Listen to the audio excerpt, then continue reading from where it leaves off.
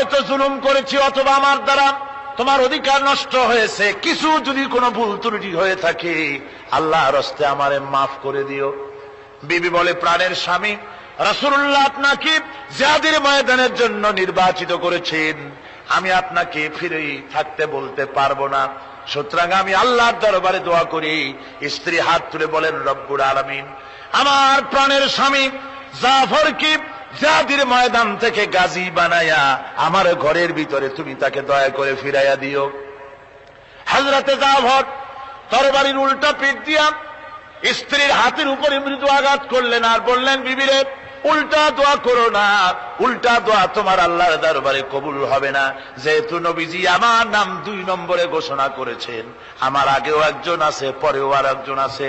ও বিবি, নির্ঘাত ওই মুতার প্রান্তরে আমি শহীদ হয়ে যাব, জনমের মতো দেখা করতে আসলাম।